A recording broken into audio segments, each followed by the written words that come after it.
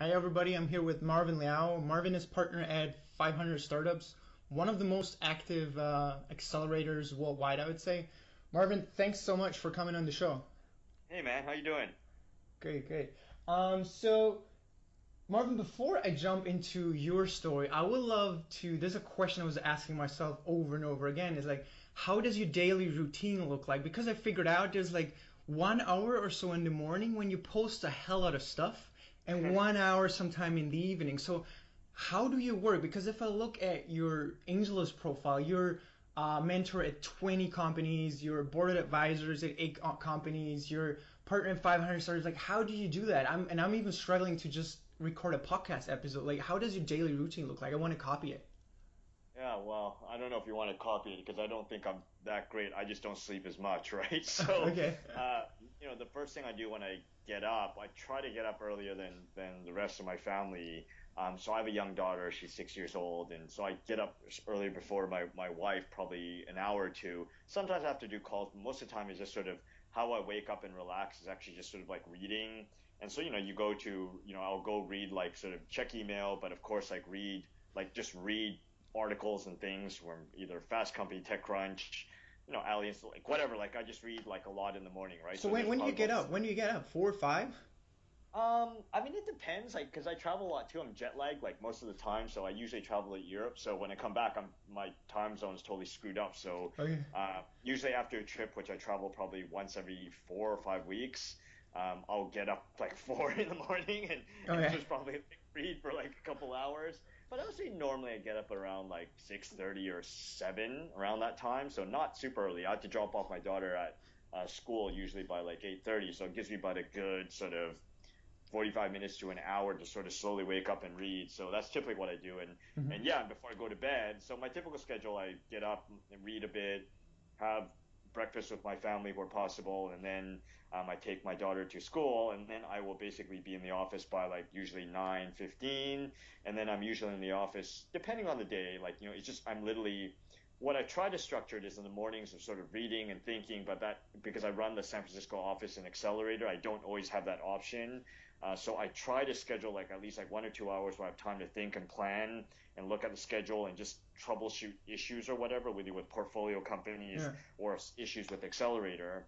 And then I'm literally in meetings like either with new portfolio companies or potential portfolio companies or with the accelerator companies that happen to be in batch right now or meeting new potential seed funds. So 500 Startups is an accelerator. So we have a program that runs, we have 4 programs that run every year. But we're also probably better known as a seed fund. So I still do a lot of seed deals too. So I'm meeting startup founders. I probably see 12 to 30 company founders like a week. So I meet a lot Wow. of people every.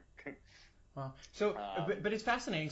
But you still, even though you do like work a lot more than probably everybody else that's listening onto podcast, you still find time to at least invest 1 or 2 hours at least every single day to educate yourself to read articles or blog posts and everything. yeah, it's Wow. it's it's super important. I mean, number one, I'm a I'm a my parents were sort of academics, so I've always grown up with books and love books, right? So, I'm lucky my commute's like only 15, 20 minutes in the morning to the office, to downtown. So I read, right? You read a bit, and in Mm. between breaks or waiting for the train or waiting for the bus, like you read. So I've always done that, and, I say pretty much since I was like a young kid. My mom was a librarian, my dad's a professor. So, Okay. I just grew up around books, so I've just always loved reading. And I think in this day and age, if you're not learning, like I enjoy it, so that's helpful. But if you're even if I didn't quickly and as an investor, an early stage investor where I invest in a lot of different areas, up with it. It's just incredibly challenging and fun. So that's actually why I do it. I love it, but you also have to do it. I think everybody has to do it. Mm. Wow. So Marvin, did you do? Sorry to tell, but did you add and change anything in the connection because I was like it was a bit fuzzy in there. No, did not do a thing. I thought it was you. Oh, okay. Yeah, maybe it's probably me as I'm sitting in Bangkok. Okay. Yeah. Okay. Um, so it's funny that like our path almost crossed so many times. Like literally over the past 6 or a past year, we almost bumped into each other for like 10 times, but we never really managed to meet each other. And then I only had to start a podcast to finally get to talk to you. Well, whatever it takes, right? Yeah. So let's jump in a little bit in your professional career. So, because if I can, as I can tell, you've been working for 10 years at like Yahoo at sales and marketing departments. So, what was like the stuff that you learned there that helps you quite a lot right now at the job you're doing as a partner at 500 startups? What was the stuff that you learned there? Yeah, so I mean, I was very lucky. I came or lucky or unlucky, depending how you look at it. So I came to Silicon Valley, moved to San Francisco back in January 3rd of '99. So my first job here actually was a PR firm. I'll even step back before Yahoo, Yahoo to sort of set the stage, hopefully a little bit better. Hmm. So I actually moved here, and I took a job at a big PR firm called Portnoy Valley. And I was horrible, and they fired me basically after 3 months because I was terrible. Really? Like, how come? Like, what did you do And wrong? actually, it was serendipity. It was actually good. I just don't think I was well suited for the job. Like it was an account coordinator job. It didn't pay very well. I just wasn't very good. I don't know. I didn't sync. Like I just realized that. And so after that, like I was laid off, and so I ended up ran, but maybe not a lot compared to now. But and so I got a job as an online sort of like marketing person over there, and so I ended up running online marketing for this startup that I was probably employee number 19 or 20, and then it ended up growing to about 150. And then, of course, the dot-com sort of bust happened in 2000, 2001. So Hmm. I was laid off beginning of 2001. And I'll just say it was one of those things, a near-run thing, where I was out of work in 2001 for about 4 months, and I was literally down to my last like $500 in my literally down to my last $500 in my account, and I Uh-huh. was like, oh my god, I have to move back to Vancouver, right? Which is where I grew up in Canada, Uh-huh. and then my boss's boss at Alibris, his wife was a VP at Yahoo, and so so he's like, hey, my wife is hiring somebody, like, why don't you check it out? I was like, yeah, sure, why not? Right? I didn't expect anything, and serendipitously ended up over there. And so she Uh-huh. said, hey, I'm hiring this person, join my group, which is the international marketing group. So original plan was to join for 3 months, end up staying for 10 and a half years, right? So it took like a lot of different roles, and so watching the company grow from like 3,000 to close to 15,000 people when I left in beginning of 2012 was just an amazing ride, right? Yeah. Watching this organization grow, great culture, have so many wonderful friends, learned a lot from there. So just a great experience. Yeah. But just the serendipitous thing is just like, people ask me like, why did you stay so long? And it's like, well, number one, they treated me very, very well. Yeah. Yeah. I was learning stuff like all the time. I had 5 different jobs there, right? So 2 years in marketing, 2 years in sort of global sales operations, 2 years in sales strategy, and then 2 years sort of running a bunch of business groups in the emerging markets group. And then I ran a bunch of business groups, and then running sort of a big part of the MEA region for my last 2 years as a commercial director. So was just, I mean, I still look back, I'm like, I can't believe like they let like a young idiot like me, like have all this responsibility. So it was an Like, amazing well, how experience. old were you back then? So like when I joined Yahoo, so this was back in 2001. I got to look back, like I'm 41 now, and so as like a 30 something like commercial director running like a big region, you're like, I don't even know what I'm doing, right? It's just like amazing, like the amount of responsibility they gave you, like continuously. The projects, even when I got to work on when I first joined there, like I was running like the marketing for like the FIFA World Cup, and I'm like, I didn't Wow. even watch at that time. I didn't watch like football, right? So like it's amazing. So just Yeah, the but amount of you must have done responsibility. a pretty well job then, huh? I don't know about that. I mean, they didn't fire me, so I guess that's probably I did okay. Yeah. I don't know, Yeah. Yeah. and I did get promoted, so I guess maybe that's, I don't know. So I had a great time, and I'm eternally grateful to Yahoo Yeah. and my sort of bosses and my mentors there, and I was lucky to have awesome bosses Huh. um, in my career there. So really grateful. Yeah, it's interesting because also like I didn't have that many jobs or didn't have I don't have that much work experience like you have, but like every job that I had, I also felt like, man, I have no idea why they let me do all of this. I have no clue about all of this. So it's interesting that you felt the same thing. I still feel that way Oh, though. really? Like what's even going on in this podcast? I don't know why I'm on the show, right? No, I'm just kidding. Yeah. Yeah. So So but yeah. what happened? Why did you quit Yahoo after 10 years? Like what happened? Like My daughter was like, a lot of reasons. My, had sort of a death in the family, and that was sort of like eye opening. Had sort of like, my daughter was 2. I was traveling like all the time, so I did the math where it's like, well, wait a minute. Like, so I had a death in the family sort of back in, Christmas of 2011. And that was a big wake up call. I was starting to get very unhappy with work. Like, just sort of, it was a big organization. I was traveling, like, so I had a team basically in Spain, Dubai, India, Switzerland, London, and just partners that we're running, and resellers and partners are running all across sort of the region. And so, I mean, I was literally on the road like 2 or 3 weeks out of the month, and so I never saw my family. Mm. And I'm reading like articles. I just like reading articles now. I was like, oh, business travel, like international business travel, is actually really bad for your health. And so actually, my health had really deteriorated at that time. So all these things coming together with just like, man, like I really, I need to do something else different, and at least sort of take some time to recover. And because I had joined Yahoo relatively early during sort of the downturn, I had some money put aside and done relatively well. So had the fortune to be able to take some time off. And so I took some time off. I just really wanted to rest, spend time with my kid. She was, my daughter was 2 years old at that time, and I didn't spend any time with her, so I deeply regret that. Mm. And so, and just also just wanted to just try something new, right? Like, it's just so easy when you're in an organization. It's so easy just to go and coast. Yeah. Coast is not the right word, but I was working a lot, right? But it's one of those things, you can work a lot of hours, but still not stretch yourself. You know what I mean? Yeah. Yeah. So, and I just saw a lot of my friends have been leaving the company as well too. So it just seemed like the right time to go. And also the company was not doing well at that time either. So they're just all the signs sort of pointed directly at the doors. And so I knew I needed to sort of leave. So that's sort of what happened. I spent pretty much most of 2012, so when I leave, I left in, I had to think back. I spent most of 2011 like transitioning out and transitioning, sorting out my successor and just being around to sort of make sure like things were okay. And for me, that's the biggest thing. It's just like making sure like the sign of success is that when you leave, like your business still runs, right? And actually performs even better. And actually it did. So Okay. I'm wondering if it's me who actually held it back, right? And so, and that was a great, like my business group hit their quarter for like, 4 quarters in a row after I left. And so that for me was success. Yeah. And, Yeah, because so which is yeah, because you maybe have seen it like you've been like too long at your job and you couldn't really see like the new stuff coming up anymore. And that's interesting because I also feel what's happening to me like as soon as I settle in somewhere like I get like less innovative. I do a lot less creative stuff. That's also why I sort of pushed myself to start this podcast, like to bring it to the next level. Because before I was just blogging. I thought like, man, I'm doing this for over a year now, but there's something has to happen, right? This is a similar yeah, thing. yeah. Yeah.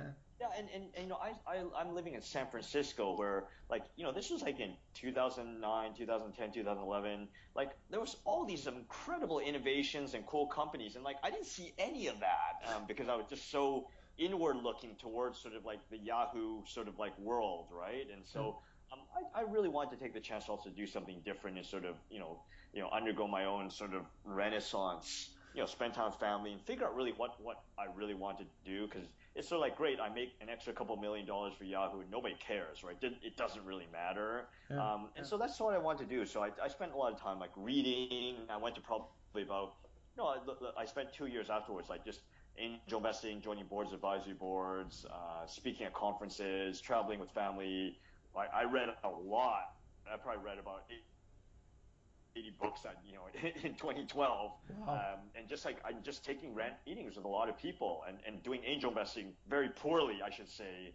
So hopefully that has helped me as an investor. It's nothing better than sort of like losing your own money, which my wife is so pissed off about.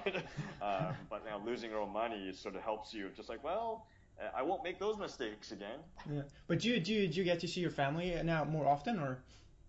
Yeah, it's better. I mean, the reality is sort of as an investor, just sort of like I have a lot more control over my time, which is good. I Mm. still work hard because I'm incredibly grateful to be in privilege, I think, to be at 500 startups and work with all these awesome people at 500 startups, but also all the awesome companies. But I'm able to spend like a lot of time on weekends. Like I don't have to really I work because I want to work, but on weekends like I get to spend it with family. I try to drop off my daughter at school most of the time and try to put her to bed most evenings, which is I should find more time to be honest, but Yeah.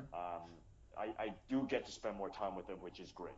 Yeah. So, because I saw like your last post was something about traveling and how it affects your health. That was the last post I saw on your Facebook wall. And just as a side note for the listeners, Marvin's Facebook account is pretty much my natural automated filter for content that's worthwhile reading. Because you post so many valuable things on your Facebook profile, it's amazing. That's very kind. I'm glad somebody's getting value. I mean, Yeah. I originally did it really for myself because it was kind of like that was kind of like my like I think what is that thing called? There's this the one where you can save like links and save articles and that was like I didn't have Evernote like back in like 2009 2010, so I kind of used like Facebook as sort of like all right, I'm just gonna basically like share this because it's a great way to sort of like tag it and so I can go back and read it again Yeah. and True. people like, hey, this is helpful. So I was like, oh, great. Like other people get value, so that's fantastic. But it's actually really more for me. And I still go back and read some old stuff I post on there because at least like I have a record of it. But I'm using like Evernote a lot better now. And, there's other services now that I use, but I'm just so used to doing it now. Mm. But I'm glad you're getting value. Yeah, totally, totally, and especially because I try to consume almost nothing online, and I also don't. I actually don't even use a smartphone because don't want to get distracted. So your Facebook wall is for such an old school kind of dude like me. It's a great resource to find valuable stuff. I'm glad to hear. I'm glad you find stuff interesting on there. So, um, and then after Yahoo, when I look on your LinkedIn profile, you had like three more or less jobs, I'd say, where you never really stayed for a year. Like, what was going on during that period? Like those three years there, like Yes. 2012, 13, Yes, 14. yeah. So 2012, 2013 was just exploring a lot, and there was this role I did for a friend's company, sort of. So I don't, I have a lot of friends in the business, right? So he wanted somebody sort of to be helpful. Like, I didn't want to work full time. Like, I was still trying to figure stuff out. But he's like, look, you're not doing anything. Come help me out. And so I did, right? So I did sort of these like, 1 or 2 day a week, sort of like. I would say extended projects or consulting stuff on, just to keep myself busy because I think any of the business skills that you develop, like it's very, very easy for them to sort of deteriorate if you don't use them. So I Mm, knew like I built up all these skills, whether it's sort of sales, marketing, sort of like new market entry, whatever it is, like scaling. So, that's why I sort of did the angel investing and boards, advisory boards and mentoring. But also I had a friend, I had a very, very dear friend of mine from Yahoo, and he's an investor and runs a bunch of organizations. And he said, hey, I'm expanding to the U.S. and I need your help here. So I sort of did it as a part-time thing. It wasn't really a full-time sort of role. So I still had a lot of flexibility. And it's a great way also to sort of keep my network sort of like alive and also keep my skills sort of like, using my skills and use them or lose them, right? As they say. mm. So what do you do exactly to keep your network alive? Because I think it's a very important thing, and I'm struggling with it quite a lot. So what I did is I started posting on LinkedIn, but I'm not quite sure if that's really helping me to leverage the power of my network. Or like what are your suggestions for that? Like, how do you do that? I mean, for me, I just like I try to just I'm in a business where you meet and talk to a lot of people, right? And during that time out, like there's just sort of like I went to a lot of conferences, and it's really really great going to conference where you actually have no agenda. And so I just met like tons of really interesting people, which led me to more interesting people. And one of the things I wanted to do was just like I just want to look wasn't looking for honest and open sort of like conversations. I met a lot of really cool people, and maybe that's sort of how I got led to this path that I am at right now. So I now the difference I at least I got paid for talking to a lot of people now, where before it was for fun. Although now I still have fun. Yeah. There's probably a little more of an agenda. Okay. Oh, that's amazing. So what made you during those 3 years? What made you figure out like, okay, I want to like go or start as in a VC company or in a seed fund like 500 startups? Like, how did you figure I that mean, out? Like, I didn't. was I, it I mean, just this is all my best roles.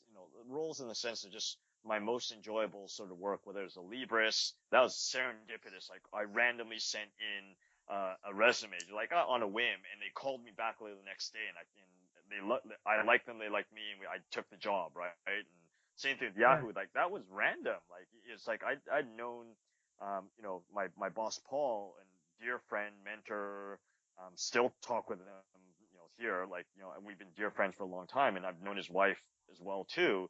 like that was random. Like I didn't think that was going to happen, and I didn't think I wanted to do Yahoo either. And then up 10 and a half years there, and at 500 startups. I was one of the managing partners back in. He's not there anymore, but a good ex Yahoo colleague, my friend named George Kellerman, had joined 500 startups, and so I'd actually run into them in Singapore at a conference, and so he introduced me to Dave McClure. We had dinner together, like with the 500 family there, and I was like, hey, these are cool guys, and they're like, hey, you're not doing anything, like we're doing this Geeks on the Plane thing in Eastern Europe, like why don't you come to it? I'm like, yeah, I'm not doing anything, why not, right? And so I got to know Dave and a lot of the partners and stuff over there. So when I came back and like after Geeks on the Plane Eastern Europe, because like I ran part of that region for Yahoo, I knew a lot of people there, so they invited me Geeks on the Plane. I spent like 2 weeks like every day with them. So I got to know them really, really well. I came back and George and them were like, you should be a mentor. You're not doing anything. I'm like, yeah, I'm not doing anything. Why not? And I sort of joined, think I was doing them a favor, and they ended up doing me a favor where it was just so much fun meeting and talking to startups. And that's when I started doing a lot of the mentoring, not just at 500 Startups, but also at a whole bunch of other accelerator programs. And so I think in 2013, I was spending close to 10 to 15 hours a week at the 500 Startups Accelerator because it was just fun.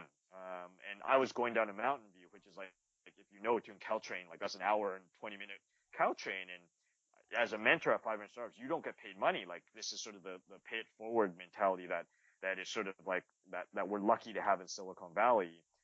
It's one of those things where I was like, I didn't think there's going to be any reward for that. Like that was, and I was not, the last thing on my mind was doing the VC thing. So I was doing that for like a big part of, among all the other things I was doing in 2013. And I remember it was literally January 3rd of 2014, like Dave pings me on Facebook and he was like, hey, what's going on? Like, it's like, yeah, I was like, yeah, just hanging out in Vancouver. He goes, give me a call now. I was like, oh crap. Like, did somebody complain about me?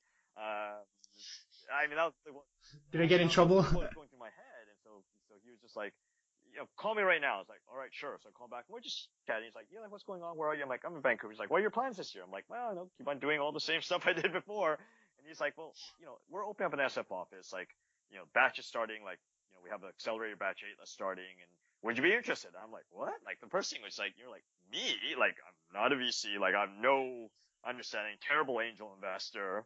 And it's like, it's 500 startups. Like, why would they cast someone like me? I'm an idiot, right? But I thought about it where it's like, wow, like, I know the people. I love what they're doing, right? And in some ways, it's like I'd be doing sort of the mentoring stuff, but actually getting paid for it. I was like, yeah, it's kind of, why not try it out, right? So I tried it for 3 months, and now here I am almost 2 years later on. So, just serendipity, and it's been fun. Like, This is a great story because I can see a scheme like what you're doing. I mean, you're probably doing it unconsciously, and it might sound like, oh well, I was just lucky, but actually you're not, because like what you did, you spend like years and years building your network and more or less getting ready for it. And also another thing is like doing the work for free, right? So first of all, you do work for free. You don't expect anything. You're just getting ready. You see what's happening, and then boom, not all of a sudden, but it happens. And also, that's something that I realized when I looked through your profile.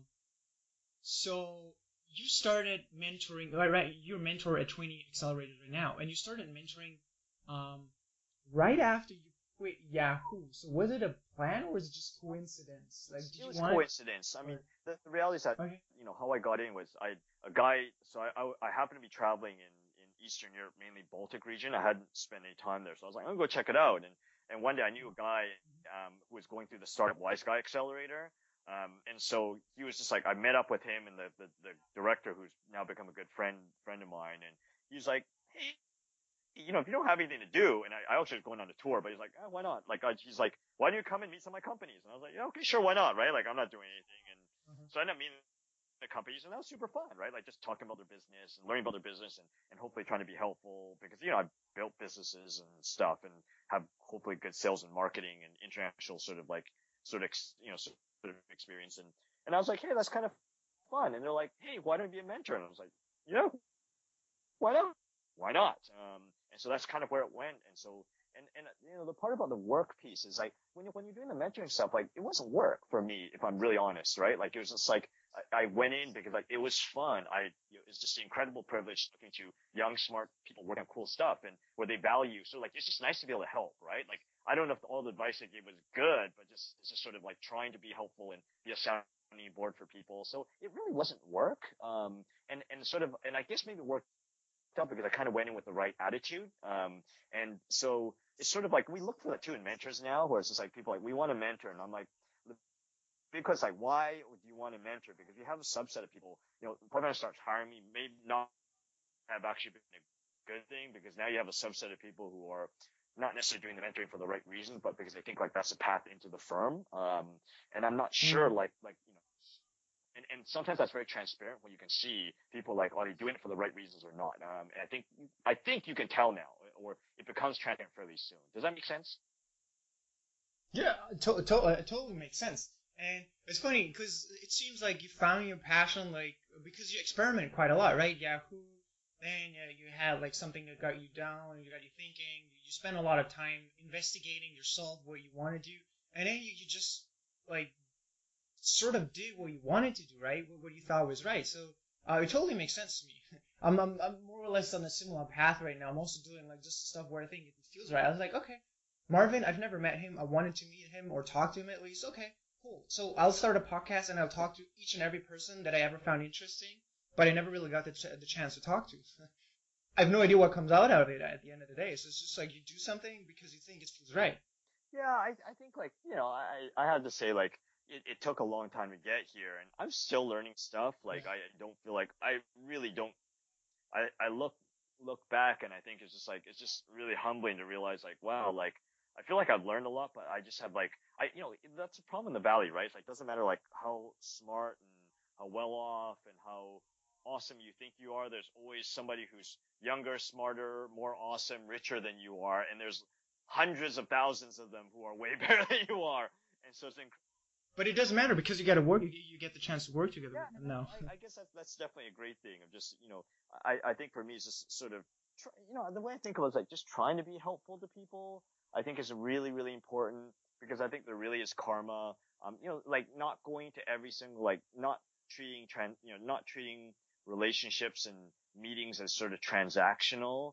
I eat too many of that and I just can't deal with it. And that's part of the reason I really like being in Silicon Valley and I probably would not do well in Hollywood or not do well on Wall Street because of just, and this is of course generalizing, right? But I just don't like that very transactional sort of like perspective, right? The I win, you lose. And I feel like there's at least more of the win-win abundance thinking in Silicon Valley than a lot of other places, which is why I like living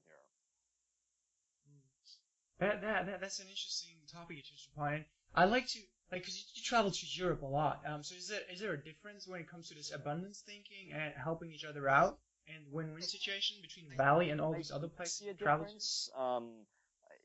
It's changing, right? So, I spend a lot of time in Europe and I'm super bullish on the European sort of startup scene. The reality is that the macro climate and demographic climates are so horrible anyways that young people are embracing entrepreneurship. So it's good. And I see that there's more, the maturity level of ecosystems are advancing. So I'm super bullish, but like, I mean, we have the advantage of being here in Silicon Valley of just like, of just having a very deep sort of culture of that, right? Of sort of the pay it forward mentality. I think like this has been through the last sort of like 6 or 7 generations since over the last like 50, 60 years in Silicon Valley. That was established very, very early. And I think like there are very deep roots here, in that's unfortunately gets sort of lost. That pay it forward mentality, sort of gets lost in sort of boom times, but that always comes back when the downturn comes, which will happen. Not sure when, but we know there's going to be another bust eventually. And I think that you sort of see like there's just enough of a critical mass of people who still think like that makes me sort of like, optimistic about Silicon Valley. And I think that's missing in a lot of places in Europe or in Asia, the sort of like, there's not that win-win, but it's a win-lose mentality, the not sharing information, I don't know, like this very sort of adversarial sort of like I prefer to think about is instead of fighting over the piece of the pie, like how do you make the sort of like the pie bigger kind of mentality. Yeah. I just still think like that's still a long ways away in most places. So what do you think? Because according to my like what I saw in Europe, like also in Eastern Europe, I don't think like a Silicon Valley could be replicated or in any sort of way. So what do you think like would be the strength of an ecosystem in whatever kind of country in Europe? Let's say in the Balkans, like what is like what is the I don't want to call it Silicon Valley, but where do you see the strength of the people that live in Europe? Like Silicon Valley can't be. Well, and it's not ever going to be replicated. And the way I think about it is like I think about the world becoming more like Silicon Valley. So Silicon Valley, and I've gone on record saying this, where it's like it'll never be replicated, and anyone who's trying to do that is stupid, right? I think sort of to play to your own strength and understand that sort of there's Silicon Valley, which would be sort of like the hub, and you're just gonna have lots and lots of spokes, right? And then like if you're like New York, like London, because I'm fintech or fashion tech, which is actually what's happening now, right? Which is actually where they're getting really strong, or e-commerce, or in Hollywood, in Southern California, like there are awesome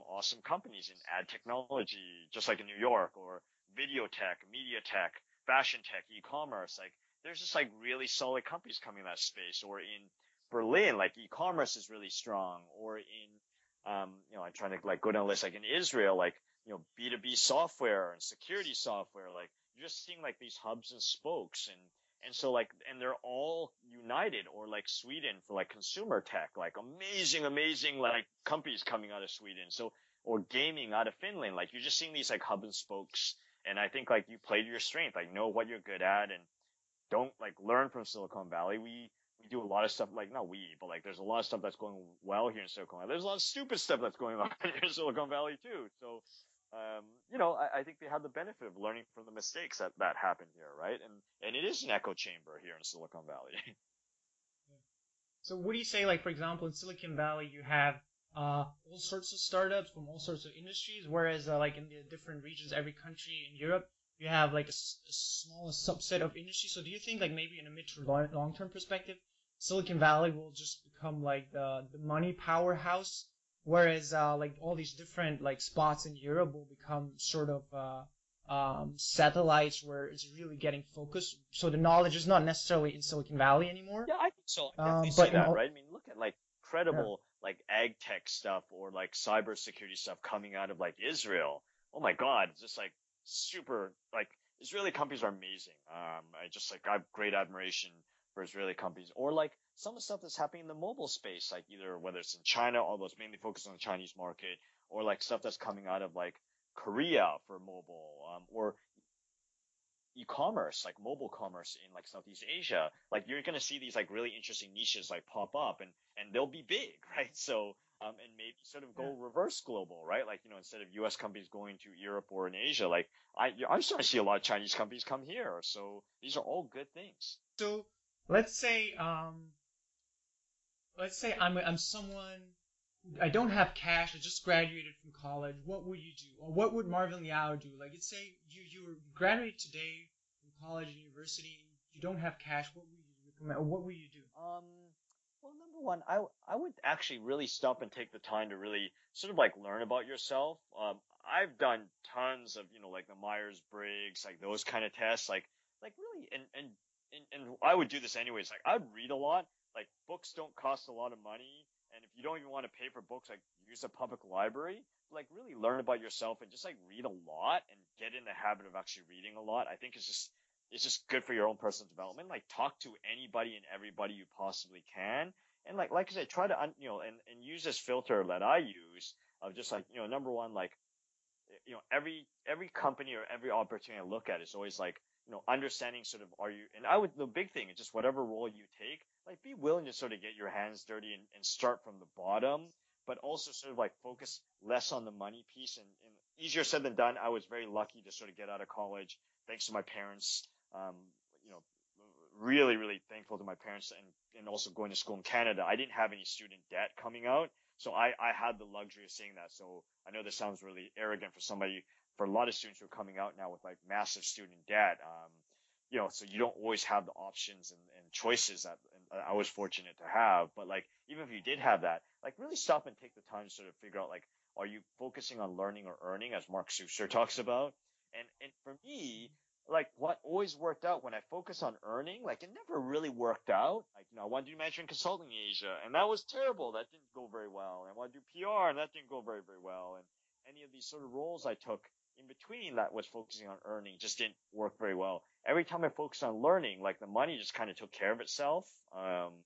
And so really focus on the learning piece, like taking a role, maybe potentially riskier, like more risk, more reward. It's true whether it's investing and investing of whether you're investing your money or in this case, investing your time, it's all true, right? So the more risks you take in the beginning, the more potential reward you get. If you go and take a nice, safe job, sometimes that's okay, but make sure at least you're doing side hustle gigs and things on the side to learn, and try to build some passive income, a la sort of like Tim Ferriss, stuff, or Nick Loper. Like all that stuff is like everybody on my team has a side hustle at 500 startups, right? Like I have a team that runs Accelerator in San Francisco. Everybody on my team has a side hustle, and I encourage it as long as it is not a, competitive to 500 or competitive and doesn't get in the way of doing their job and doesn't compete with any of our portfolio companies. I'm like, you should do a side hustle. This is how you learn, and this is actually like how you build skills that will be relevant for whatever you do later on. So I highly encourage it. And everybody should. So what's your side hustle? I mean, I do advising for like a lot more like later stage companies, like, Series C, D, E. I do, that's the main thing, but I have to say, I wish I take more of my advice. One of the things I'm looking to do is sort of like do more ebooks. I'm trying to write an ebook. Trying to also just sort of like do sort of a side sort of e-commerce business. So I'm working on stuff like that. Yeah.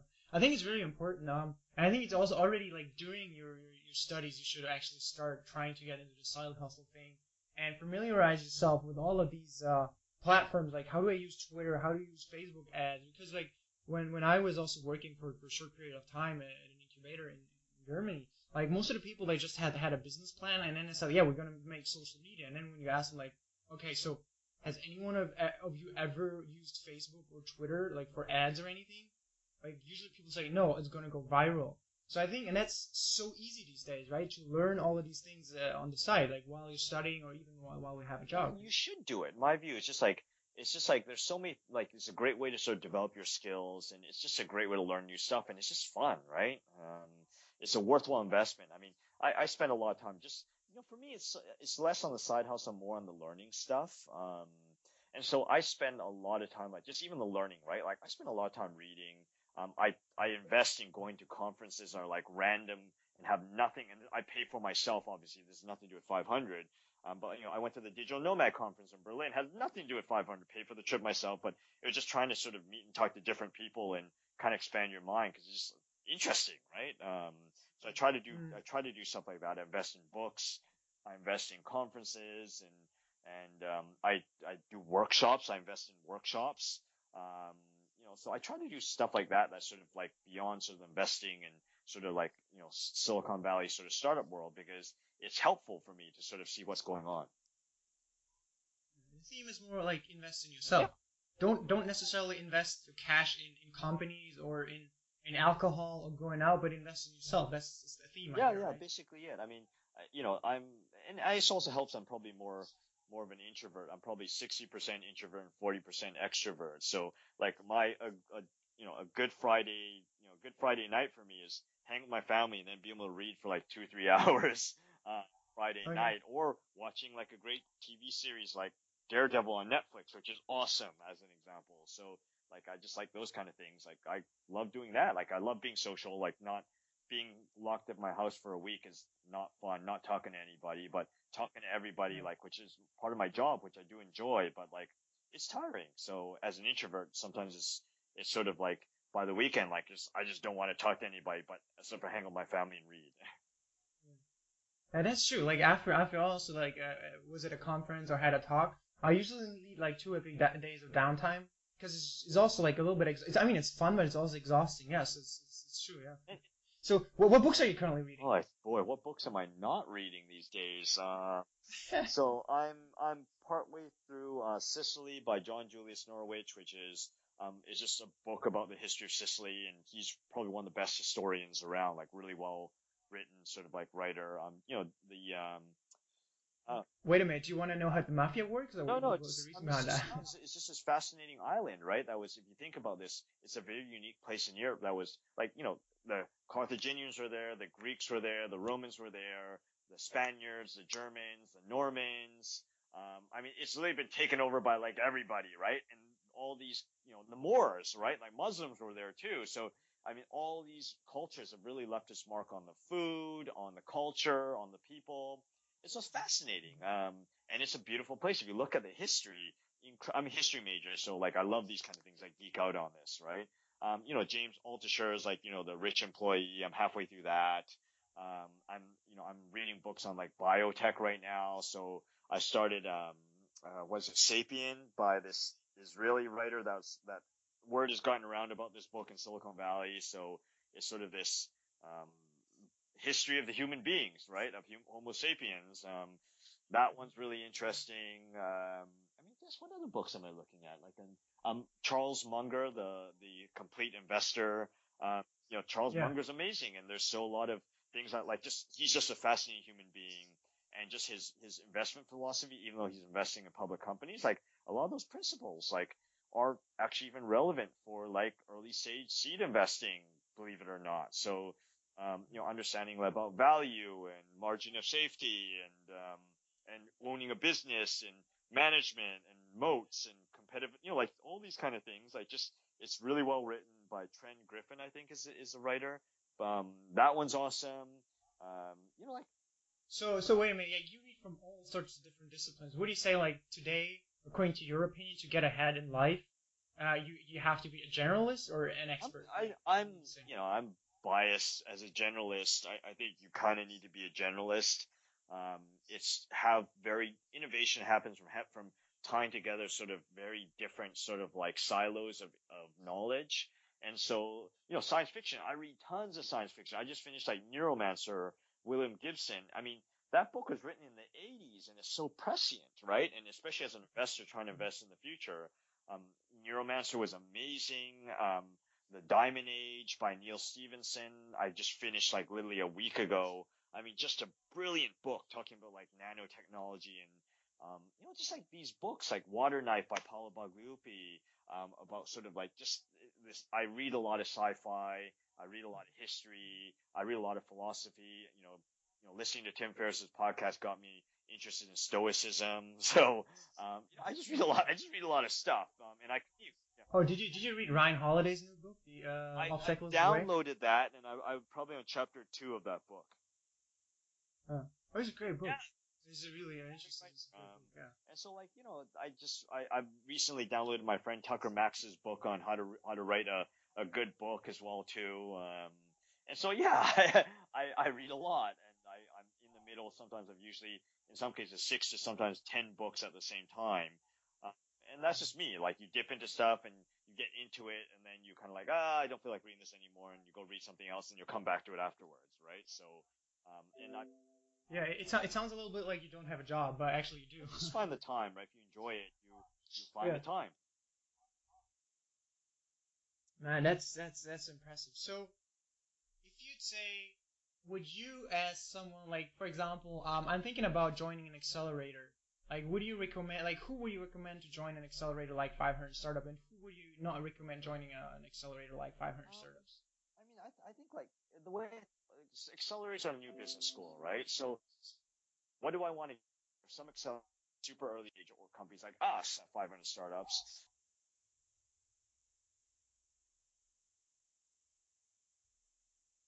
We got disconnected. There's just a thunderstorm going on right now. Oh, that's too bad. I'm sorry. So, Where was I cut off? But um, my point is just like do the research. okay. So, would you say there's like some specific KPIs you look at in for companies you invest in, or? Yeah, I mean, it depends, right? So I think like, if you are in a space that is not very crowded, has, just really tough and sort of relatively new, like fintech, generally speaking, right? Versus say like mobile apps or enterprise SaaS, like if you're a mobile app, like I want to see a lot of traction, right? Because it's just such a a hugely competitive, busy space What is versus say traction? like What is traction for you? so say fintech, let's say fintech, it's like, well, do you have some working product, maybe some beta users, versus say like if you are a mobile app company, let's say consumer mobile app company, I want to see at least like 60 to 100,000 sort of downloads with good engagement numbers, something like that, right? Okay. Or if you're an enterprise SaaS business, like, five to maybe $30,000 a month in recurring revenue, because like SaaS is super competitive. There's just a lot Wow. of That's just for SaaS. seed stage? Yeah, I mean, seed is a new Series A, right? Oh yeah. That's why you have this new thing called pre-seed, which is like sort of pre-product stuff, and that's what's happening. It's a challenging space. Seed is the new Series A. Wow. So like with an idea on a piece of paper, you don't get anywhere. I think it's tough. So maybe you might get funding in Europe, but in the US it might be a bit more difficult. Yeah, maybe. I mean, it's still tough in Europe. There's just not as many investors in Europe versus say in the US, so the traction is probably still very important. Yeah. So is that also a reason why you started your distro fund? Yeah, distro is basically for like post-seed companies, right? Companies that have raised seed money, and don't have the metrics yet to raise Series A. So you have some money, you have some initial customers, but you're trying to figure out some scalable sort of like growth machine. And so we have this distro dojo in London where there's five companies that will spend we have five companies that spend 12 months with them and helping them sort of grow, figure out the metrics, and actually help them grow. I think it's an incredible area that sort of there's a big gap in the market, for example, in London, and I think we bring great expertise to help there. Yeah. And so we have a lot of as they call non-investing partners at 500 startups. So we have a lot of what we call the distribution people. So these are 500 startups, sort of paid people who are like growth hackers, sort of like B2B sort of sales experts. These are the type of people we bring on board to sort of help these companies grow. They help in our accelerator, but in London, that was sort of like the niche where it's just like lots of awesome accelerator programs there, like Seed Camp and Ignite 100 and Entrepreneurs First, and there wasn't a lot we could bring to the table there. Or TechCrunch, TechStars London, like all these awesome programs. Like number one, like doesn't make sense for us to go and build another accelerator there, and it's really hard too, right? We're so busy with the San Francisco and the Mountain View Yeah. accelerator. It'd be really, really hard to do that. So we saw that there was this really interesting gap, and also fits our expertise. Most of us come from the sales and marketing background. Hmm. So it's not. Is it also for San Francisco companies, or is it just for the London companies? Mainly for European. I'm sorry for say that. Ask me that again. So is it the distro fund just for European companies, or also for For your? Europe. Oh, okay. Yeah. So okay. So just to clarify, Distro Dojo in London is specifically for European companies, and the Distro Fund is global. Yeah. Okay, so it's a different thing. Okay, Yeah. great, great. So Marvin, like the last question. What are your next steps, personally?